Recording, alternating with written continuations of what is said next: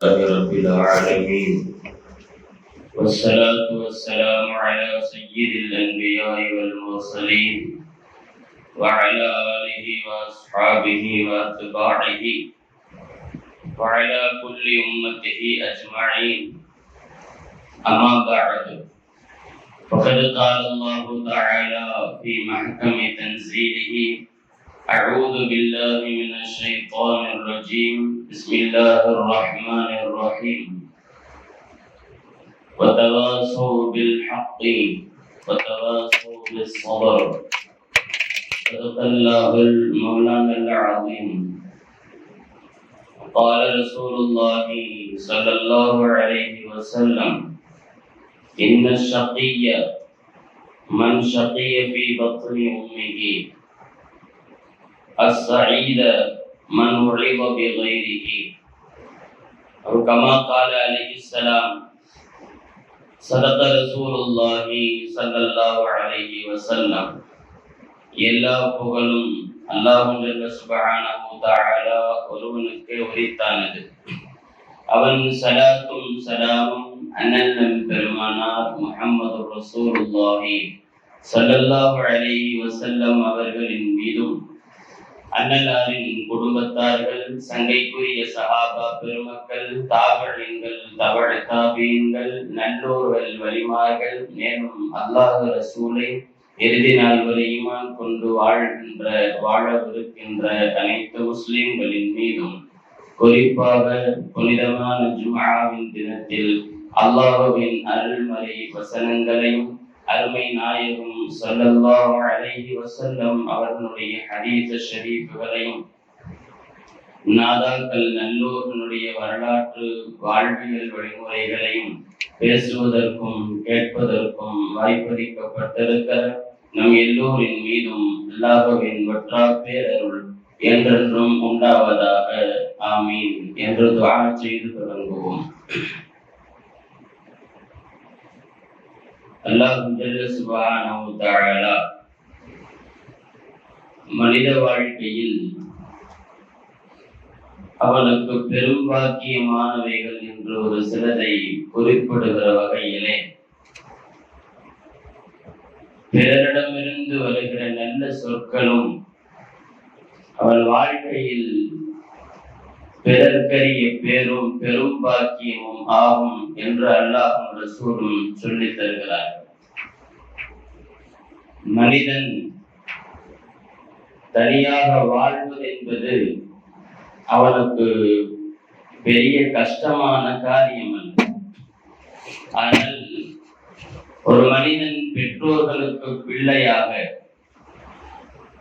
மனைவிக்கு கணவனாக, பிள்ளைகளுக்கு தகப்பனாக,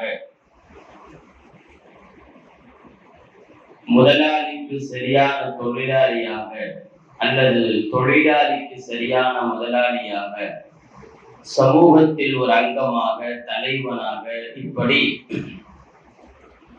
வேறு முகாந்திரத்தில் அவன் வாழ்வது என்பது மிகச் சிரமமான விஷயம். காரணம், தனி மனித வாழ்க்கையில் அவனுக்கென்று கட்டுப்பாடுகள் இல்லை. ஆனால் பிறரோடு சேர்ந்து வசிக்கும் போது அவன் பேச்சிலும், அவன் நடைமுறைகளிலும், அவன் கொடுக்கல் வாங்கல்களிலும், எல்லா விஷயத்திலும் போதுமான கட்டுப்பாடோடு பயணிக்க வேண்டிய பொறுப்பில் இருக்கிறான். அவனாகவே சில நேரங்களில் இருக்கிற போது அவனுக்கு அது பிரச்சனைகளை உருவாக்குகிறது. கால நேரங்களுக்கும் இடம் சூழலுக்கும் தகுந்தாற் போல் வளைந்து கொடுத்து போகிற வாழ்க்கையை மனிதன் பழகிக்கொள்ள வேண்டும் என்பதை அனுபவம் அவனுக்கு உணர்த்துகிறது. அந்த வகையிலே இப்படியெல்லாம் இருக்கக்கூடாது, இப்படித்தான் இருக்க வேண்டும் என்று இன்னொருவரால் வழிநடத்தப்படக்கூடிய மிகப்பெரிய தேவை மனித குலத்திற்கு உண்டு. குழந்தை சாப்பிட ஆரம்பிக்கும் போது கைகள் எல்லாம் படும் போல் மூக்கிலும் முகத்திலும் ஒட்டிக்கொள்ளும்படி அந்த குழந்தை சாப்பிடும், அல்லது இடது கையில் சாப்பிடும். இடது கையால் சாப்பிடக்கூடாது, இவ்வாறு ஒழுக்கத்தோடு சாப்பிட வேண்டும் என்று சொல்வதற்கு தாயும் தகப்பனும் தேவை. வாழ்க்கையின் எல்லா சந்தர்ப்பத்திலும் மனிதனுக்கு இன்னொருவரால் உபதேசமும் அறிவுரையும் மிகப்பெரிய தேவை. அது அவனுடைய இன்றியமையாதது. அதனோடு அவன் பயணித்தால் அவன் வாழ்க்கை சிறக்கும் என்ற அடிப்படையில் குர்ஆனும் ஹதீஸும் வாழ்க்கையின் சாராம்சத்தை, ஒரு மனித வாழ்க்கையில் அவன் லாபகர வாழ்க்கையை பெறுவது என்பது ஒன்று இவன் சொல்பவனாக இருக்க வேண்டும், மற்றொன்று பிறர் சொல்லை கேட்டு வாழ வேண்டும், அறிவுரையை செய்பவனாக அல்லது பெறுபவனாக இருக்க வேண்டும். இதுதான் அவன் வாழ்க்கை லாபகரமாக போவதற்கான சிறந்த வழி என்று குர்ஆன் சொல்லுகிறது. மற்றவர்கள் எல்லாம் நஷ்டத்தில் இருக்கிறார்கள். பிரபல்யமான திருக்குர்ஆனுடைய மிகச்சிறிய சூரா, குழந்தைகள் முதல் பெரியோர்கள் வரை அறிகிற சூரா வல் அஸ்ர். வல் அஸ்ர் இன்னல் இன்சான லஃபீ குஸ்ர். சொல்லக்கூடியது அல்லாஹ் ஜல்ல சுப்ஹானஹு வ தஆலா. அல்லாஹ் சொல்லுகிறான் வல் அஸ்ர், காலத்தின் மீது சத்தியமாக, நிச்சயமாக மனிதன் நஷ்டத்தில் இருக்கிறான். மனித வாழ்க்கை முழுக்க நஷ்டம் என்று சொல்லுகிற அல்லாஹ் யார்தான் லாபமான வாழ்க்கையை வாழ்கிறார்கள், பிரயோஜனமான வாழ்க்கைக்கு உரியவர்கள் என்று அடையாளப்படுத்துகிற போது வேறு எவ்வளவோ இருக்க அல்லாஹ் சொல்லுகிற, அவன் குறிப்பிடுகிற லாபகரமான வாழ்க்கைக்கான வழி இல்லல்லதீன ஆமனு வஅமிலுஸ் ஸாலிஹாத் வதவாஸு பில் ஹக்கி வதவாஸு பிஸ் ஸப்ர். ஈமான் கொண்டு நல்லறங்கள் செய்து ஒருவருக்கொருவர் உண்மையையும் பொறுமையும் உபதேசம் செய்து கொள்ளுபவர்கள் தான் லாபகரமான வாழ்க்கையில் இருக்கிறார்கள் என்று அல்லாஹ் சொல்லுவான்.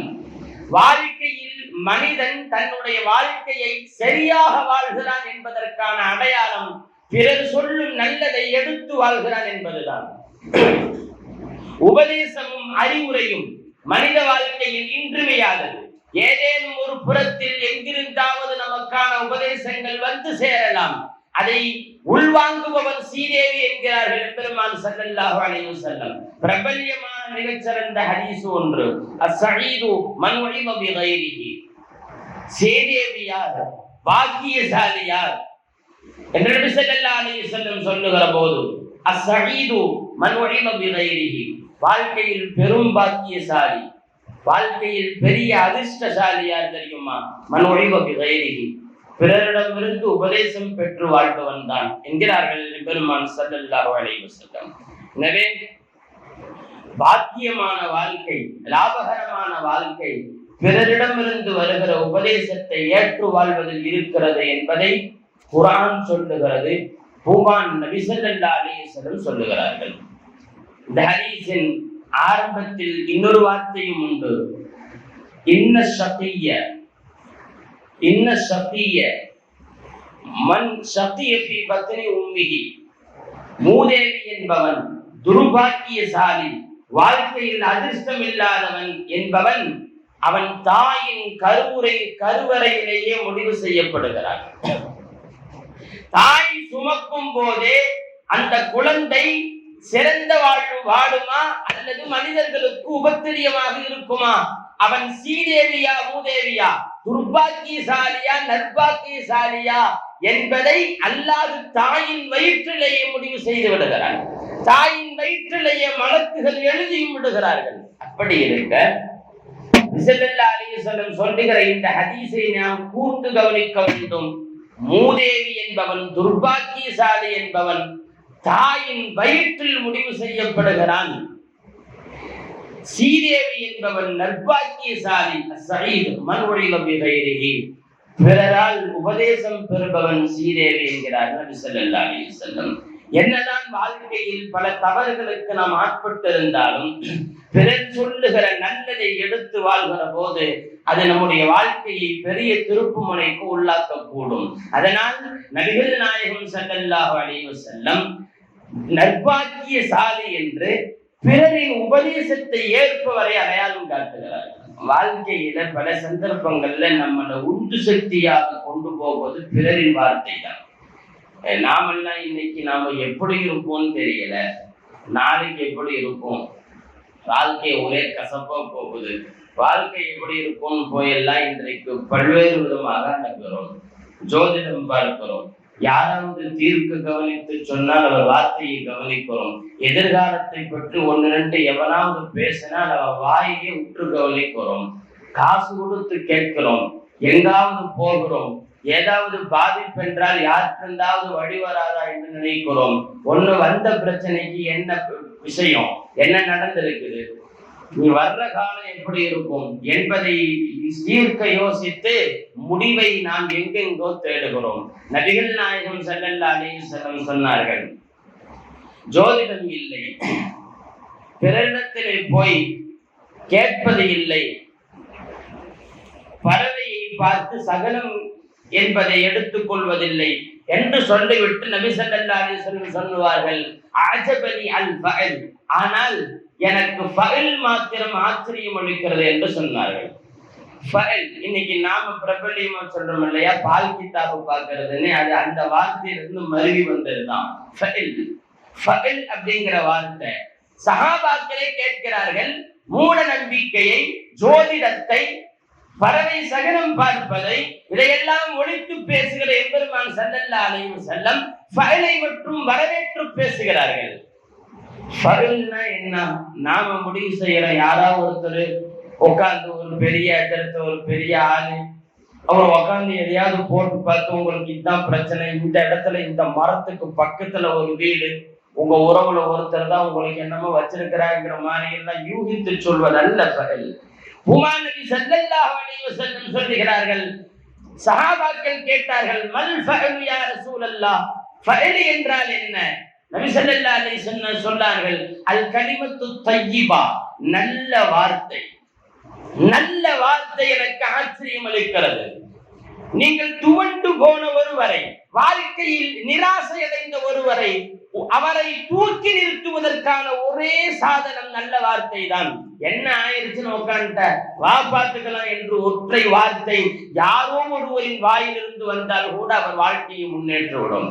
ஹதீசுகளிலே காண கிடைக்கிற செய்தி, அப்துல்லா பின் மஸ்ஊத் ரலியல்லாஹு அன்ஹு மிக ஏழையான சஹாபி, அடிமையாக வாழ்ந்தவர்கள். அப்துல்லா பின் மஸ்ஊத் ரலியல்லாஹு அன்ஹுவுக்கு ஒரு கால் உயரமாகவும் ஒரு கால் குட்டையாகவும் இருக்கும். அவ்வளவாக எதுவும் வேலை செய்து சம்பாதிக்க முடியாத அளவிற்கான ஒரு சிறிய ஊனம் கொண்ட ஒரு சஹாபி, தன்னுடைய மனைவி சமயத்தில் சம்பாதித்துக் கொண்டு வந்து கொடுக்கும்படியான சூழலில் வாழ்கிற சஹாபி, பள்ளிவாசலில் கவலையோடு அமர்ந்திருக்கிறார் அப்துல்லா பின் மஸ்ஊத் ரலியல்லாஹு அன்ஹு.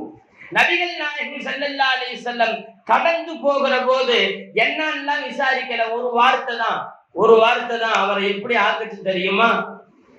அப்துல்லா பின் மஸ்ஊத் ரலியல்லாஹு அன்ஹு முகத்தை பார்க்கறாங்க, ஏதோ ஒரு பிரச்சனை இருக்கு, ஒரு கவலை, அதை குறித்து ரொம்ப சிந்திக்கிறார். நபி ஸல்லல்லாஹு அலைஹி வஸல்லம் சொன்ன செய்தி, உத்ருக் வகஅமா கத்தரல்லாஹ், உத்ருக் வகஅமா கத்தரல்லாஹ் நாங்க ஸல்லல்லாஹு அலைஹி வஸல்லம் சொல்லிட்டு போயிட்டாங்க. அப்துல்லா பின் மஸ்ஊத் எந்திரிச்சு அவருடைய யதார்த்த வேலையை பார்க்க ஆரம்பித்தார்கள். என்ன சொன்னார்கள் தெரியுமா? ஒற்று அல்லாஹ் என்ன நானானோ அதான் நடந்துச்சு, அடுத்த வேலை பாரு. சொல்ல வருகிற செய்தி, துவண்டு போனவர்களை தூக்கி நிறுத்துவது ஜோதிடமோ சகனமோ அதெல்லாம் கிடையாது. யாரோ ஒருவர், வாழ்க்கையில் சம்பந்தமே படாத ஒருவரின் வார்த்தை கூட அவரை தூக்கி நிறுத்தலாம். அந்த அறிவுரைகளை ஏற்கும் மனம் இருந்தால் அவர் வாழ்க்கை சிறக்கும். நபி ஸல்லல்லாஹு அலைஹி வஸல்லம் சொன்னார்கள், எதா இருந்தாலும் உற்று அல்லாஹ் நாடு நடந்துச்சு, அடுத்த வேலை பாருனாங்க. குர்ஆன் ஒரு தாரக மந்திரத்தை, ஒரு மந்திர சொல்லை வைத்திருக்கிறது அல்லவா? நாமெல்லாம் இன்னைக்கு அபசகனமா பயன்படுத்துற வார்த்தை அது. நம்மெல்லாம் ஏதாவது அபசகனத்துக்கு பயன்படுத்துற வார்த்தைய உலகத்தின் மிகப்பெரிய உபதேசமாக ரசூல் ஸல்லல்லாஹு அலைஹி வஸல்லம் தந்திருக்கிறார்கள், அல்லாஹ் கொடுத்திருக்கிறாங்க. நாம அபசகனத்துக்கு சொல்ற வார்த்தை என்னன்னு சொல்லுங்க பார்க்கலாம். இன்னா லில்லாஹி வ இன்னா இலைஹி ராஜிஊன். குர்ஆன்ல அல்லாஹ் நீங்கள் ஏதேனும் இழந்தால், நீங்கள் ஏதேனும் உங்களிடத்துல போனா, இன்னா லில்லாஹி வ இன்னா இலைஹி ராஜிஊன், அல்லாஹ்ட்ட இருந்து வந்தோம் அல்லாஹ்ட்ட இருந்து போனோம்னு சொல்லுங்க. இருக்கிறது அல்லவா? நாமெல்லாம் மௌத்தா போனா சொல்லுவோம். சமயத்தில் நம்ம சின்ன வயசுல கரண்ட் போனா கூட இன்னா லில்லாஹ் சொல்லி கொடுத்தாங்க. அதாவது எதையுமே நாம சந்தோஷமா இருக்கிற ஒண்ணு கையை விட்டு கொஞ்சம் போயிருச்சுன்னா இன்னா லில்லாஹ் சொல்றது யதார்த்தம் தான். ஆனால் இன்னா லில்லாஹிக்குள்ளால வாழ்க்கையில அடுத்து எந்திரிச்சு வாங்கிறது மறந்திருக்கிறது யாருக்கும் புரியல. இன்னா லில்லாஹி வ இன்னா இலைஹி ராஜிஊன்னா நடந்தது நடந்துருச்சு, அடுத்ததை பார்ப்போம்னு அர்த்தம். அப்படித்தான் குர்ஆன் கொண்டு வந்தது. உங்களுக்கு சோதனைகள் வரும், அதை தாண்டி வாருங்கள் என்பதற்காக வந்த வார்த்தை அது. இன்னா லில்லாஹி வ இன்னா இலைஹி ராஜிஊன். பல இறைநேச செல்வர்கள் வாழ்க்கையில் சுப்ஹானல்லாஹ் மாதிரி தஸ்பீஹ் செய்வதுண்டு, தெரியுமா? கண்ணியத்திற்குரியவர்களே, அறிவுரை என்பது எங்கோ யார் வாயில் இருந்தோ கிடைக்கலாம். அது நம்முடைய உள்ளத்தை பக்குவப்படுத்தும். ஒரு நிபந்தனை, சொல்றவனை பார்க்காம ஏத்துக்கிறது ரொம்ப முக்கியம். பிரபலியமாக அரபியில் சொல்வார்கள், உந்துரு மாக்கால் வலா தந்துரு மண்கால். சொல்றவன் யாருன்னு பார்க்காத, சொல்றது என்னன்னு கவனி. நாங்க சொல்லாங்க நிறைய பேருக்கு அப்படித்தான், ஆமா சொன்னவன் தான் இவர் யோக்கியம் தெரியாதா அப்படின்னு பல பேர் உபதேசத்தை இழக்கிறான், சொல்ல வருகிற தங்க சொற்களை இழக்கிறான்.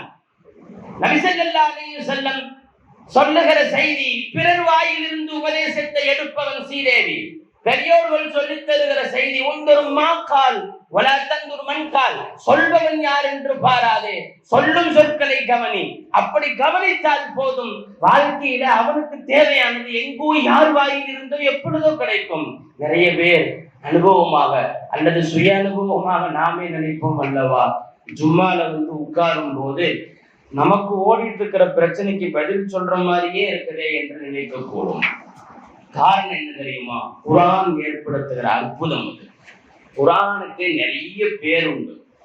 குர்ஆனுக்கு அல்லாஹ் தஆலா குர்ஆனிலேயே அதுக்கு நிறைய பேர் சொல்றான்.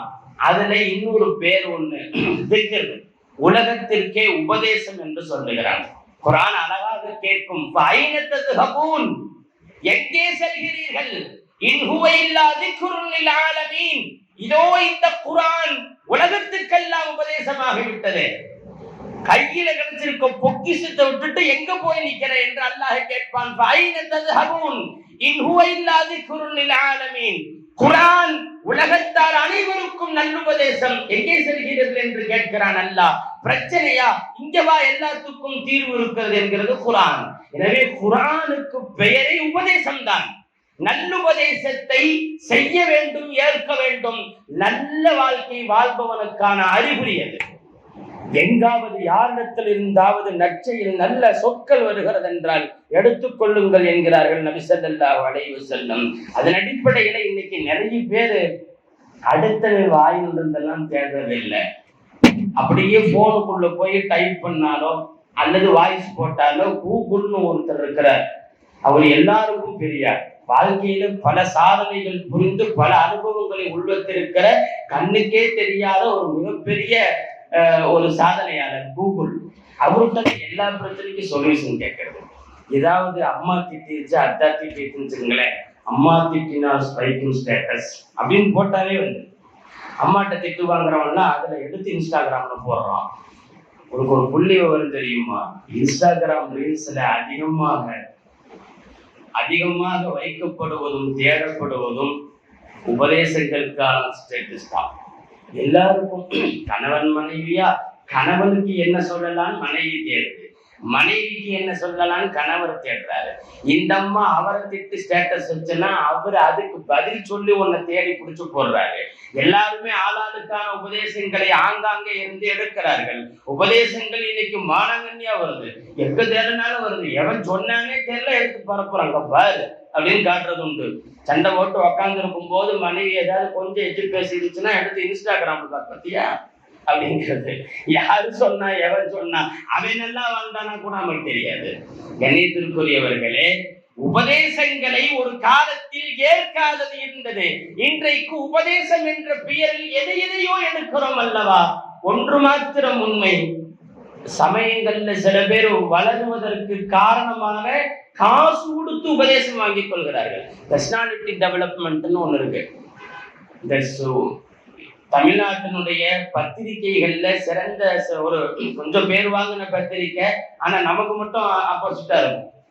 அந்த மாதிரி பத்திரிகைகள்ல தொடரா எழுதிட்டு வந்தாங்க, பர்சனாலிட்டி டெவலப்மெண்ட், ஆளுமை திறன். ஒரு சபையில எப்படி நிக்கணும், எப்படி பார்க்கணும், எப்படி பேசணும், எப்படி கை கொடுக்கணும், எப்படி நடந்துக்கணுங்கிறதுக்காக ஒரு தனி கோர்ஸ் உண்டு. பர்சனாலிட்டி டெவலப்மெண்ட், ஆளுமை திறனுக்காக தனி கோர்ஸ் உண்டு. காசு கொடுத்து நிக்கிறது எப்படி, பேசுறது எப்படி, பார்க்கறது எப்படி எல்லாம் படிச்சுக்கலாம். குர்ஆன் சொல்லுகிறது உங்களுக்கு தெரியும் அல்லவா? பேசுறதுக்கு நிதானமாக பேசு, சப்தமாக பேசாதே. அற்புதமாக உபதேசங்களை அழகழகாக வைத்திருக்கும் திருக்குரானை திரும்பி கூட பார்க்க மாட்டேங்கிறோம். இன்ஸ்டாகிராமுக்குள்ள போகாத ஆள் இல்லை, வாட்ஸ்அப் தெரியாத ஆள்கள் இல்லை. ஸ்டேட்டஸ்களில் இன்றைக்கு தேவையான எல்லாவற்றையும் பரப்புகிறோம், பார்க்கிறோம். குர்ஆன் அதை விட அற்புத சொற்களை வைத்திருக்கிறது, அதை நம்ம தெரியறதே இல்லை. ஒண்ணு மாத்திர உண்மை, நாம அதையெல்லாம் சொல்லி எவனுக்கு எந்த பிரயோஜனமுமே இல்லை. ஆனா குர்ஆன் இருக்கிறது அல்லவா, நீங்க ஒரு வார்த்தை எதிரில் உள்ளவங்களுக்கு சொன்னா பழிச்சுடும்.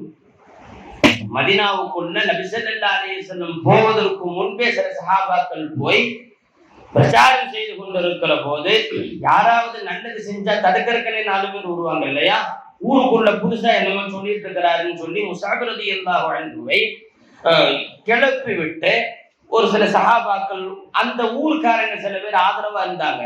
அவங்க சொந்தக்காரர் சிலர் எல்லாம் பேசிக்கிட்டாங்க, என்ன அவருக்கு இவரும் ஆதரவா, அவர் என்ன மக்கள் இருந்து வந்து இங்க பிரச்சாரம் பண்ணிருக்கிறாருன்னு பேசி, இவரும் முஸஅப் ரலியல்லாஹு அன்ஹும் அவர் தோழர் உட்கார்ந்து இருக்கிற போது உள்ள போய் கேட்கிறாங்க, ஏன்னா நீங்க கண்டதெல்லாம் சொல்லி மக்களுக்கு எடுத்துட்டு இருக்கிறீங்க அப்படியே இப்படின்னு பேசும்போது, நான் கண்டதெல்லாம் சொன்னேன்னு காதுக்கு வந்துச்சு, என்ன சொன்னேன்னு தெரியுமான்னாரு. இல்ல அதெல்லாம் தெரியாது, ஆனா என்னமோ பண்ணிட்டு இருக்கீங்களாம். உட்காருங்க, என்ன சொன்னேன்னு சொல்றேன், அப்புறமா முடிவு பண்ணுங்க, சொல்றது தப்புன்னா வெளியே போயிடுறேன், அப்புறமா நீங்க முடிவு பண்ணுங்கன்னு உட்கார வச்சு எல்லோருக்கும் என்ன சொன்னாரோ அதே குர்ஆனை இவருக்கும் சொல்லுகிறார்.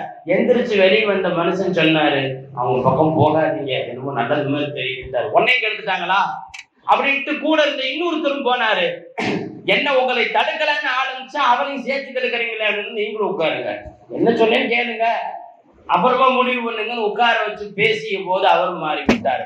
எதிர்ப்பாளர்கள் இருவரும் இஸ்லாத்தில் இணைந்த கதை அநேகமாக உஸைத் இப்னு ஹுதைர் ரலியல்லாஹு அன்ஹு அவர்களும் ஸஅத் இப்னு அபீ வக்காஸ் ரலியல்லாஹு அன்ஹு என்ற சஹாபிகளும் இருக்கலாம். கண்ணியத்திற்குரியவர்களே, குர்ஆன் எதிரில் உள்ளவன் மனோநிலையை மாற்றிவிடும். பெரிய பகையோடு வந்தவனை நண்பனாக்கிவிடும். பெரும் பிரச்சனையோடு இருப்பவனை ஒன்றுமில்லாமல் துள்ளி குதித்து எழ வைக்கும். பூமான் நபி ஸல்லல்லாஹு அலைஹி வஸல்லம் அவர்களுக்கு சிகிர் வைக்கப்பட்டது.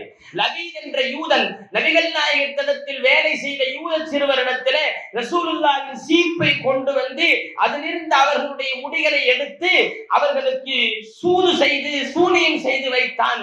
சூனியத்தை முறியடிப்பதற்கு அல்லாஹ் இறக்கிய ஆயாத்துகள் 11 ஆயத்துகள் என்று குர்ஆனிலே பிரபல்யமாக பேசப்படுகிற இரு பாதுகாப்பு வளையம், குல் பிரப்பில் ஃபலக், குல் பிரப்பின் நாஸ், இந்த 2 சூரா 11 ஆயத்துகள் தப்சீர்களில் அனைத்து தப்சீர்களும் காண கிடைக்கப்படுகிறது.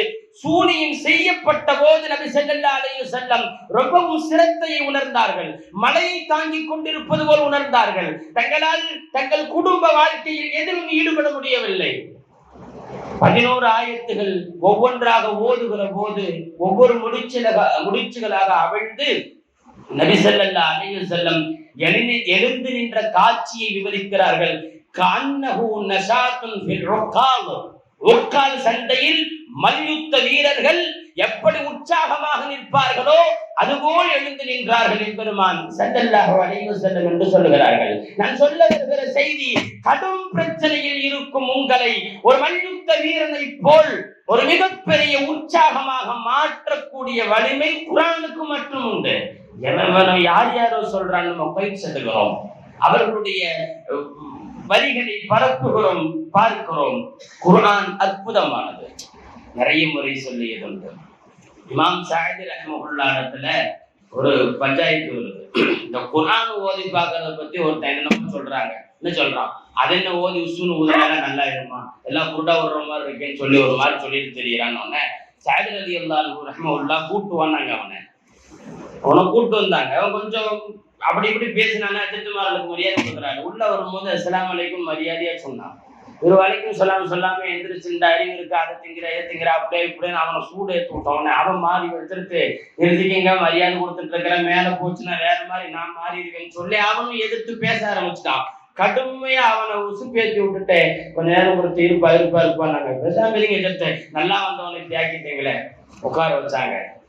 ஸஅதி ரஹ்மத்துல்லாஹ் உட்கார வச்சு சொன்னாங்க, உள்ள வரும்போது இப்படி வந்தேன், ரொம்ப மரியாதையா வந்தேன், பெரிய ஆளு ரொம்ப மரியாதையா வந்தவங்க மேல, ஏன் இப்படி மாறிட்ட, உங்க வாய் தான்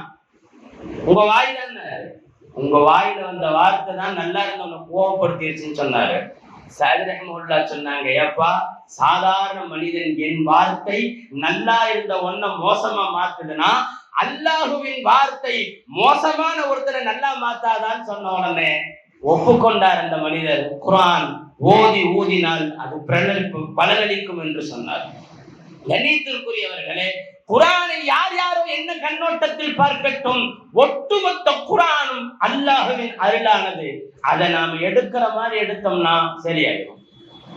உங்களுக்கு மனசு கஷ்டமா இருக்குதா, ஒரு மாதிரியா மனசு உடைச்சிட்டீங்களா, பிரச்சனைகள் நெருக்குகிறதா, தொடர்ந்து குலவு பிறப்பில் பலக்கு குலவு பிறப்பின் ஆசை ஓதி வந்து கொண்டே இருங்கள். உங்கள் பிரச்சனைகள் எல்லாம் உங்களை விட்டு அகழ்வதை பார்ப்பீர்கள். ஒண்ணு என்ன தெரியுமா, முதல்ல சொல்றதை ஏற்றுக்கணும்.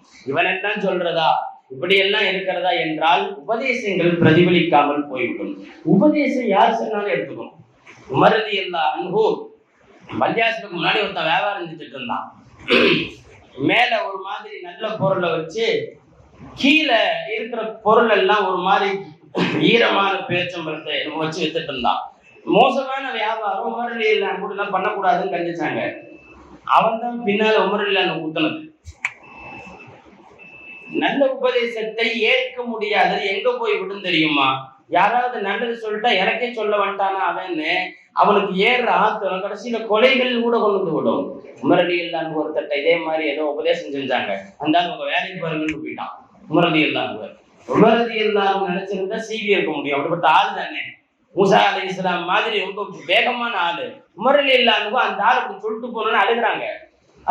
பக்கத்தில் இருக்கும் சஹாபாக்கள் கேட்கிறார்கள், அவன் சொன்னதுக்கு இல்லாம அழுகிறது அப்படின்னு சொன்ன உடனே உமர் ரலியல்லாஹு அன்ஹு சொன்னாங்க, இல்ல அதுக்கு இல்ல, நான் நல்லதை சொல்லியும் நான் குர்ஆன் ஹதீஸை சொல்லியும் என் உபதேசத்தை ஏற்காமல் மறுத்து போகிறான், நாளை அல்லாஹ் அவனை என்ன செய்வான் என்று நினைச்சு அழுதுன்னு சொன்னாங்க.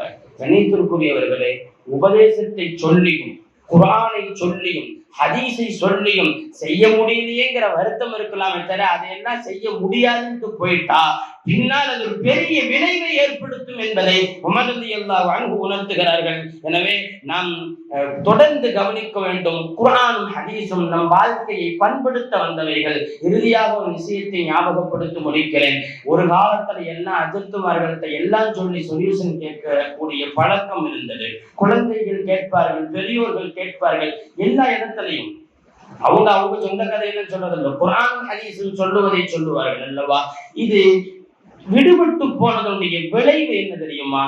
வாழ்க்கையில டிசிஷன் எடுக்க முடியாத சூழல்கள்ல அல்லாஹ்க்கும் ரசூலுக்கும் மாற்றமானது நிறைய நடக்குது. நான் சொல்லி இருக்கிறேன், கோபியில ஒரு இடத்துல பள்ளிவாசலுடைய நிர்வாகிகளால் புறக்கணிக்கப்பட்டு ஒருவர் தன்னுடைய மகன் இறந்து போனதற்காக இன்னொரு மதத்தை தழுவுகிற அளவுக்கு போய் என்னென்னமோ நடந்துச்சு. இன்னொரு செய்தி தெரியுமா? சமீபத்துல 2-3 நாளைக்கு முன்னால் நடந்த செய்தி. ஆம்பூர்ல 3 குழந்தைங்க, 28 வயசுக்குள்ள 3 மாச குழந்தை, கடைசி 3 மாச குழந்தை, 3ஐயும் பார்த்துக்க முடியல, தூங்குறதுக்கு நேரம் கிடைக்கலங்கிறதுக்காக 3வது பிறந்த 3 மாச குழந்தைய தண்ணி தொட்டியில போட்டு தானே கொண்டுருச்சு. இது சமீபத்துல வந்த பேப்பர் நியூஸ் தான், உங்களுக்கு எல்லாம் தெரிந்திருக்கும். ஒரு நெருக்கடியான நேரத்தில் டெசிஷன் எடுக்க முடியாத சூழலில் நாம் இன்னைக்கு போறதுக்கு காரணம் குர்ஆன் ஹதீஸும் போய் சேரல. 12 மக்கள் பெற்றவங்க இருக்கிறாங்கல்ல, நாம கேள்விப்படுறோம். நம்ம தஜிமன் நனிமால பழைய காலத்துல தான் போங்க, எத்தனை கேட்டாவே டஜன் கணக்குக்கு மேலதான் போகும். 12 ஒரு டஜன் தான் இருக்கும். அதுவே அவங்களுக்கு பெரிய கௌரவம் தான். அதுக்கு கீழே வந்தா கௌரவ குறைச்சல். அப்படி இருந்த காலம் உண்டு. உண்மைதான். நாம கல்யாணம் நடத்தி வைக்கும் போதெல்லாம் ஓதுற ஆயத்து தெரிஞ்சா ரொம்ப சௌகரியமா இருக்கும். ஹதீஸ்ல வருது, நபி ஸல்லல்லாஹு அலைஹி வஸல்லம் தனாகஹு வ தவாலது வ தகாஸரு, அதிகம் குழந்தை பெற்றெடுக்கும் பெண்களை திருமணம் செய்து கொள்ளுங்கள். ஃபஇன்னி யுபாஹி பிக்கும் யௌமல் கியாமா, மறுமையில் என் உம்மத்து அதிகம் இருக்கிறது என்று பெருமை கொள்வேன் நாங்க ஸல்லல்லாஹு அலைஹி வஸல்லம். அதிகம் குழந்தை பெற்றெடுக்கும் பெண்களை திருமணம் செய்யுங்கள் என்று சொல்லி இருக்கிறார்கள். 12-13 பெத்து 20 பெத்தவங்க எல்லாம் எந்த சூழலுக்கும் ஆளாகாத போது இன்னைக்கு ஸ்ட்ரெஸ் வந்து குழந்தையை பார்த்துக்க முடியல, இரக்கம் இல்லாமல் போடுகிறார்கள், தூக்க நேரம் இல்லை என்று சொல்லுகிறார்கள். காரணம் என்ன தெரியுமா? தொடர்ந்து நான் சென்ற வாரம் பேசியது போல காட்சி ஊடகங்கள் நம்மை ஆக்கிரமித்திருக்கிறது. டிவியும் செல்போனும் ஆக்கிரமித்திருக்கிறது. நல்லது போய் சேர்றதுக்கான வழியே இல்லை. குரானோடு உட்கார்ந்து இருந்த காலத்துல கணவன் மனைவி சண்டையே பெருசு இல்ல, பிள்ளைகளை அழகா வளர்த்துறாங்க. செல்போனோடு இருக்கிற காலம் தொடர்ந்து நெருக்கடியான காலம். அல்லாஹ் பாதுகாக்க வேண்டும். நாம் இன்ஷா அல்லாஹ் வாழ்க்கையில் எந்த வாயிலிருந்து நல்லது வந்தாலும் அல்லாஹ் அதை எடுத்து நல்லமல் செய்யக்கூடிய மக்களாக ஆக்குவானாக. குறிப்பாக உலகத்திற்கே உபதேசமான அல்லாஹ்வின் அருள்மறை குர்ஆன் நமக்கு வாழ்க்கையில் எங்கெங்கெல்லாம் என்னென்ன செய்திகள் எல்லாம் சொல்லுகிறதோ அதையெல்லாம் வாழ்க்கையில் எடுத்து அமல்படுத்துவதை பெரும்பாக்கியமாக கருதக்கூடியவர்களாக அல்லாஹ் நம் வாழ்வை ஆக்கியருள்வானாக என்று துஆ செய்து நிறைவு செய்கிறேன். ஆமீன். வாஹிரு தஅவானா அல்ஹம்துலில்லாஹி ரப்பில் ஆலமீன். அஸ்ஸலாமு அலைக்கும் வரஹ்மத்துல்லாஹி வபரகாத்துஹு. நேற்றுக்குரியவர்களே, எம்எஸ்கேவுக்காக வசூலிக்கப்படும் தாராளமாக